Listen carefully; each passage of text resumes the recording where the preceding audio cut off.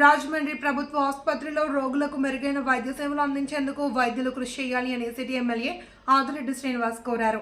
నెలలో 2 సార్లు ఆసుపత్రి సందర్శనలో భాగంగా శనివారం ఆయన ఆసుపత్రికి వెళ్లి అన్ని విభాగాల్లో నిశితంగా పరిశీలించారు. వైద్య సేవలు ఎలా అందుతున్నాయి అని పలువురు రోగులను అడిగి తెలుసుకున్నారు. వైద్య విద్యార్థుల నుంచి వినతి పత్రాలు స్వీకరించారు.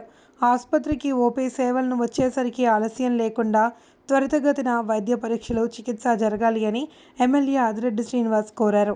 అప్పుడే ప్రభుత్వ ఆసుపత్రికి వచ్చే వారికి నమ్మకం పెరుగుతుంది అని అన్నారు. ఆసుపత్రిలో స్కానింగ్, ఎక్స్రే సక్రమంగా పనిచేసేలా ఎప్పటికప్పుడు చూసుకోవాలి అని ఆదేశించారు. మార్చురీ వద్ద కొందరు అసిస్టెంట్లు మృతుల కుటుంబాలను డబ్బు కోసం డిమాండ్ చేస్తున్న విషయం తన దృష్టికి రావడంతో దీనిపై ప్రత్యేక అధికారికి ఫోన్ చేసి అక్కడ వైద్యులకు సహాయకులుగా ఉండే వారిని ఎప్పటికప్పుడు రొటేషన్ పద్ధతిలో డ్యూటీలు వేయాలి అని సూచించారు. దీంతో డబ్బు డిమాండ్ చేయడం జరిగింది అని అభిప్రాయపడ్డారు. ఎవరైనా డబ్బు డిమాండ్ చేస్తే చర్యలు తీసుకోవాలి అని ఆదేశించారు. ఆసుపత్రి సందర్శనలో ఎమ్మెల్యే వెంట టీడీపీ నాయకులు, ఆసుపత్రి సలహా కమిటీ సభ్యులు, ఆసుపత్రి అధికారులు, సిబ్బంది తదితరులు పాల్గొన్నారు. సిటీ